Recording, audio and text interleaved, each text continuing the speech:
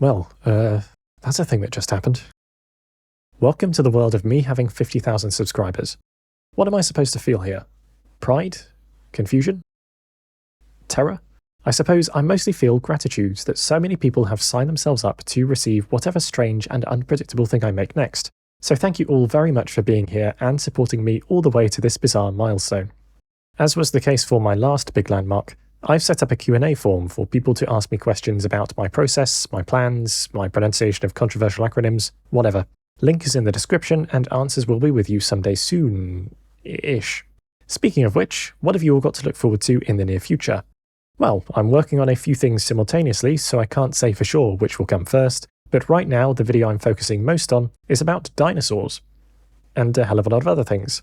I'm gathering research for it as I speak, and in service of that, it would be massively helpful for as many of you as possible to spend like 2 minutes filling out a quick survey I put together. Again, link is in the description. There you will also find the link to my Discord server where I post more regular video updates. Hope to see you there. As a celebration of this achievement I can't quite wrap my head around, I decided it would be fun to put together a compilation of all the chaos that's responsible for getting us here. So the remainder of this video is dedicated to me, without context, because everything made too much sense the way it was. Please enjoy this self-indulgent tour through varying degrees of production quality as I make all 50,000 of you question why you subscribe to me in the first place. Thanks again to all of you, it really does mean a lot, and I'll see you all next time. Hey, so does anyone remember the beginning of the universe?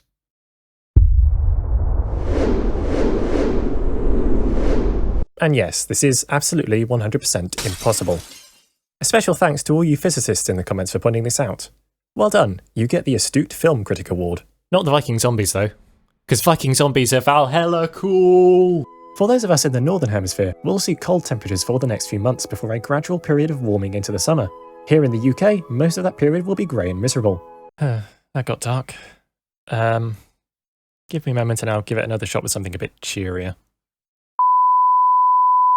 Hey, so does anyone remember World War I? Things can be true, false, or bottom.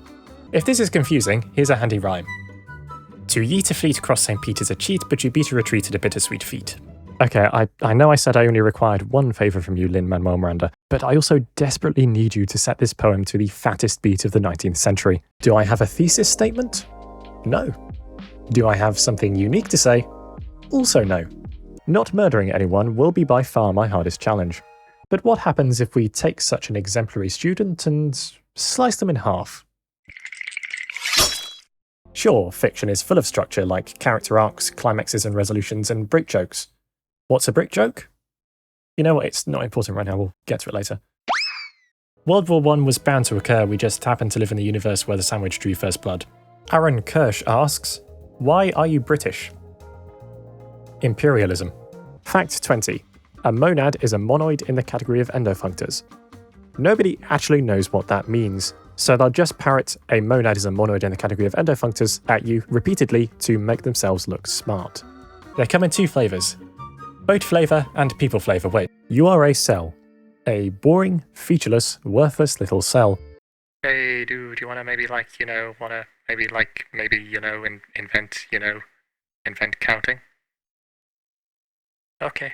So if you take one thing from this video, let it be that Lemmings only exists because of insatiable libido. Sound Syndrome says what? Okay. God is dead and we replaced him with oversized Tic Tacs. Perfection, I tell you. Ooh, did you get the YouTube review ending? The YouTube review ending was my favourite. Because, as you well know, Stanley, imitation is the sincerest form of flattery, and lampshading your own creative shortcomings is the sincerest form of comedy. But wait! What if they could use the hydrothermal vents to smeltle the meltle? Ooh! A god with the head of a crocodile, how quaint! The Utine and the 20.5 toothbrushes the hyperdimensional transitional hypothetical metager told them to buy. Alright, let me just check some stuff and multiply those fractions together and those fractions and carry the 2 and yeah, it's a wolf interval. Here are some illustrative examples. The category of sets and set functions. The category of groups and group homomorphisms. And the fundamental groupoid of a topological space where objects are points and morphisms are path homotopy classes. And if you still aren't clear on what a category is after that, good luck. Don't feel bad if you struggle to get your head around any of this. I mean, I barely understand it, and well, not to brag, but I understood primer.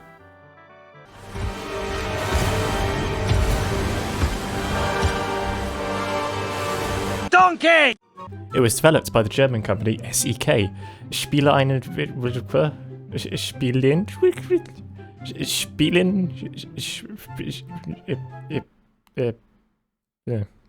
Fact 17. A coconut is just a nut. Wait, if Thrive is the successor to Spore, then surely I'm the successor to Brian Eno?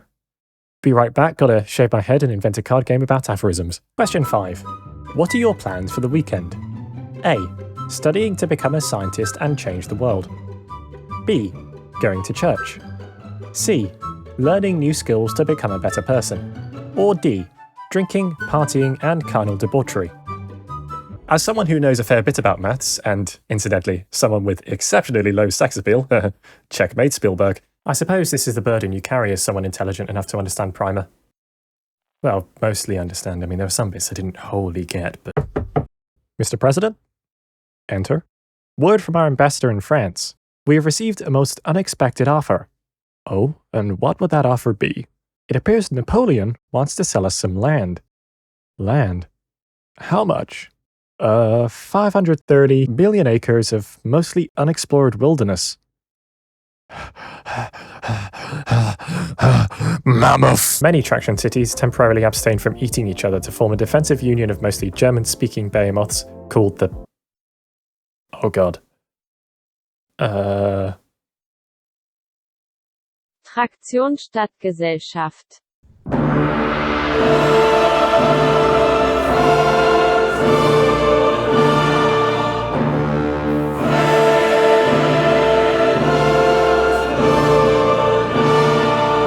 Here's the version of the 10 Commandments I'll be using for this video. Obviously, some of these will be more relevant than others. We're not likely to be committing any adultery today, for instance. Not that kind of game. Protect that night and give Loki his own spin-off series, safe in the knowledge that this reality is causally unconnected to your original reality, so there's no chance of you deleting yourself from the universe. Question 6. Which of these hairstyles do you relate to most?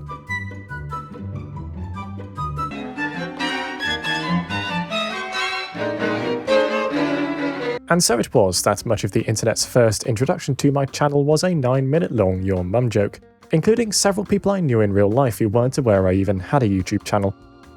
Still not sure how to process that. Unless, of course, you upgrade a worker to level 5. In which case, you're an indisputable lord of all creation.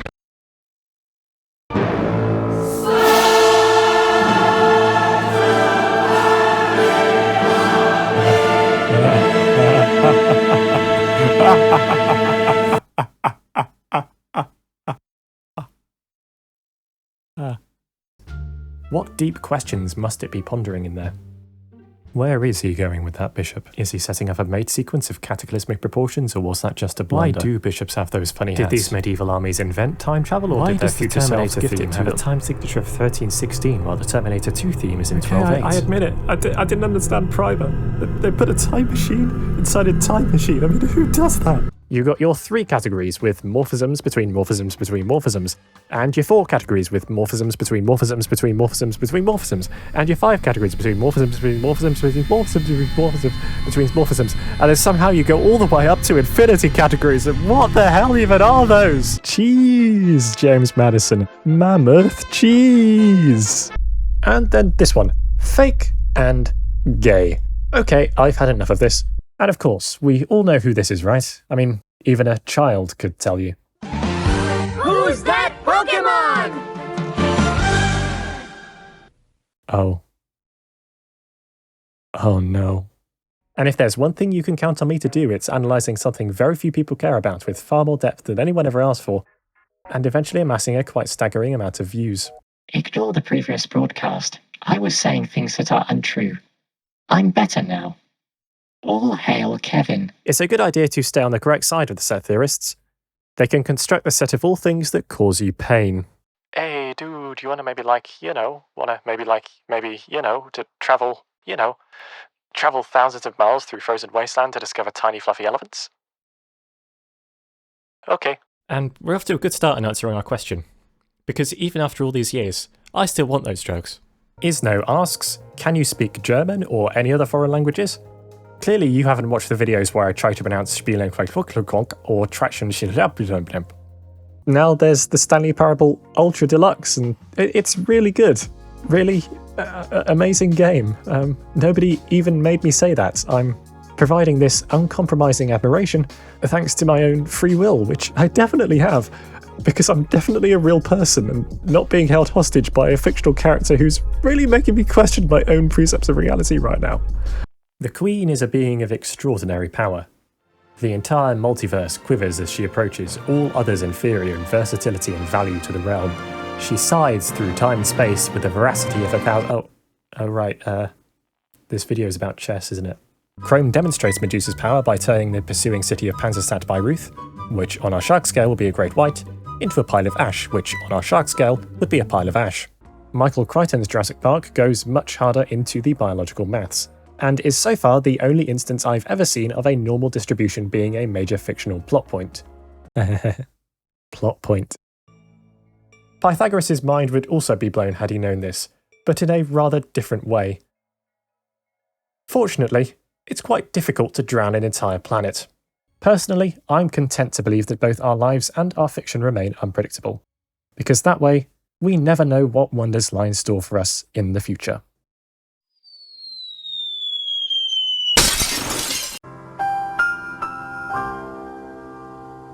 I can make a prediction that the world will end on the 9th of January 2031, and I'll join the long list of very wrong doomsday prophets throughout history. I hope. Okay, spring 1901 moves, everyone. England. Fleet London to English Channel. Oh, okay. I guess it's happening. Well, it's been a good run, everyone. Hope you had some good lives. Find some shelter, say goodbye to your loved ones for me. Yeah, this is it. But hey, at least we won't have to worry about coronavirus anymore.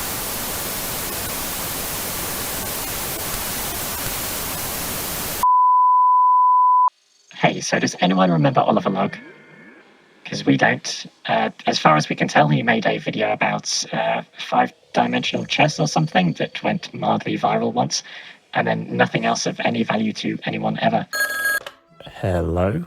Hi, this is the marketing department. I have a marketing department? Yes, we moved into the vacancy left by all of your hopes and dreams. And now we're concerned that you may be making a video about chess. You see, chess... it's not cool, okay? It's past it. It's not what the kids today are calling swag. And finally, Not My Name Backwards asks, pronounce if. So there we go.